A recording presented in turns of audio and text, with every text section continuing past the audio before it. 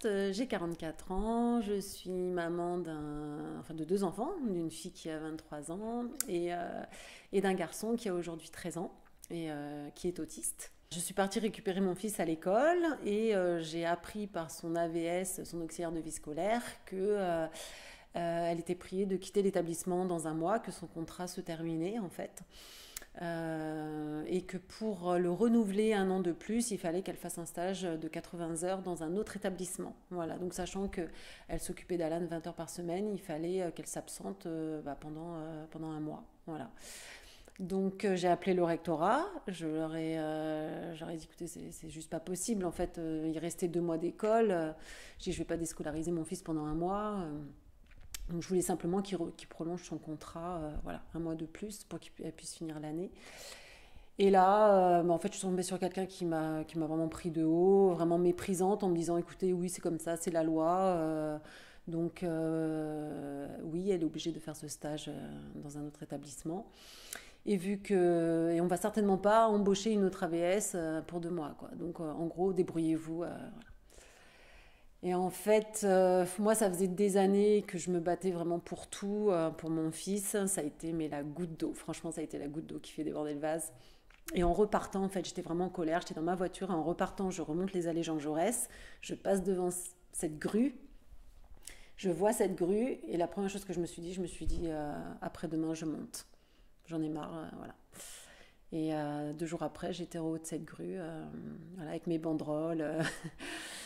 Et voilà, pour crier au scandale, pour réclamer le droit à la scolarisation de mon fils et de tous les enfants qui étaient dans cette situation, voilà, pour dénoncer tout ce scandale, parce que la scolarisation, c'était un thème parmi tant d'autres. En fait, j'ai eu un énorme soutien des médias, ça a été relayé partout en France, donc du coup, ça a mis une pression énorme sur la ville, et donc j'ai obtenu tout ce que je voulais, et donc voilà, ça a redonné ça a redonné de l'espoir à beaucoup de familles. J'ai eu un soutien énorme parce que enfin, voilà, le scandale était dénoncé.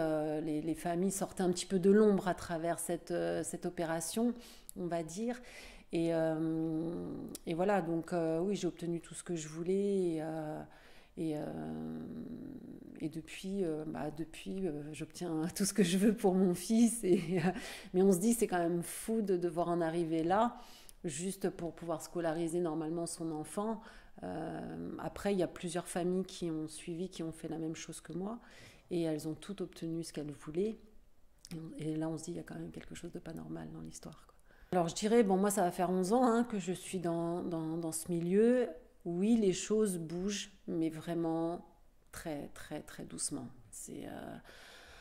On est encore, je dirais qu'il y a 10 ans, on avait 50 ans de retard, aujourd'hui, on en a 40, quoi.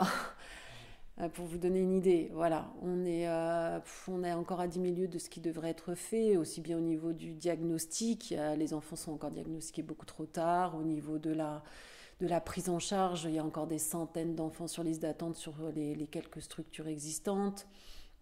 Au niveau de la scolarisation, on n'est qu'à 20% des enfants scolarisés. Voilà, il y a encore un boulot énorme à faire. Alors, moi, je suis en contact avec beaucoup de familles, puisque je suis très présente sur les réseaux sociaux. Et moi, en gros, mon message à chaque fois, il est toujours le même, c'est lâchez rien. En fait, faut jamais rien lâcher. Alors c'est très difficile, c'est vraiment éprouvant, c'est fatigant. En plus, quand on connaît le quotidien des familles, voilà, on est déjà hyper sollicité par toutes les difficultés de notre enfant. Donc on est tout le temps crevé, etc. Mais il ne faut pas lâcher. C'est-à-dire que moi, je me suis toujours, à chaque fois que j'ai rencontré une difficulté, en gros, je me suis mis en mode pitbull. Mais je pense que vraiment, c'est la solution. C'est-à-dire qu'en fait, on se rend compte à partir du moment où on a compris que les gens supportent très mal la pression, les gens gèrent très mal la pression. Donc quand vous leur mettez la pression maximale, en général, vous avez toutes les chances d'obtenir ce que vous voulez.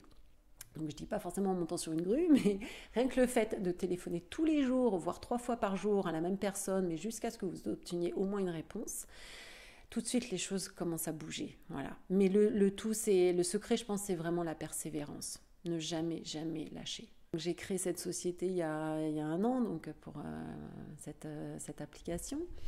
Et aujourd'hui, mon application, elle fait, on va dire, son petit bonhomme de chemin. Mais bon, moi, ce que j'aimerais, en fait, le but pour Watchel, pour cette application, c'est qu'elle profite un maximum de monde. C'est pour ça, en fait, hein, que je l'ai commercialisé. Le but, c'est que ça aide un maximum de gens et pour que vraiment ça décolle, que ce soit vraiment déployé à grande échelle, il faut forcément des soutiens financiers. Il n'y a pas de mystère, c'est comme ça. Donc, voilà. Donc en ce moment, c'est en cours.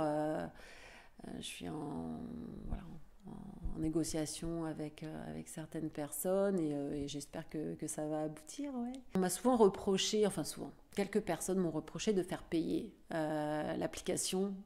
Ils estiment que dans le milieu du handicap, il ne faut pas, voilà. Bon, sauf que c'est comme ça, c'est normal.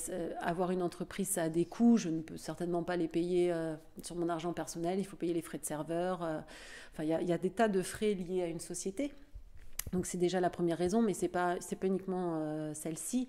C'est que moi, mon projet, en fait, c'est de créer une fondation et de reverser la majorité des bénéfices dans cette fondation, parce que j'ai plein d'autres projets, en fait, j'ai plein d'autres idées. Moi, j'ai des tas d'idées, j'ai toujours plein d'idées, mais voilà, pour concrétiser ces idées, il faut forcément de l'argent.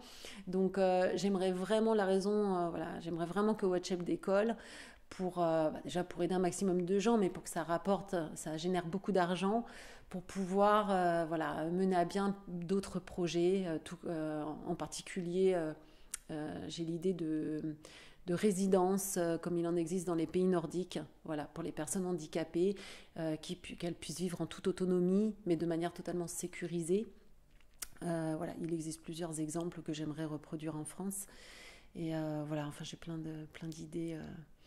Pour vraiment, c'est des projets qui sont toujours destinés à favoriser l'autonomie à tous les niveaux. À travers tout ce que j'ai vécu, aujourd'hui, je ne réagis plus du tout pareil face à tous les problèmes, entre guillemets, du quotidien, parce que je n'ai plus du tout la même notion de problème, en fait.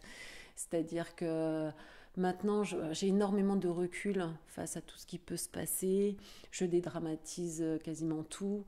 Et pour moi, aujourd'hui, n'est grave que ce qui est réellement très grave. Voilà. Donc, les gens me disent souvent, mais en fait, tu t'en fous de tout. Et on m'a souvent fait cette remarque. Et je leur dis, non, c'est pas que je m'en fous. C'est que j'ai énormément de recul par rapport aux choses et que je ne vais pas m'énerver pour rien. Je ne vais pas m'angoisser, me stresser pour un oui, pour un non. J'ai, on va dire, acquis une certaine sagesse, si on peut dire, voilà, par rapport aux événements de la vie. Ouais.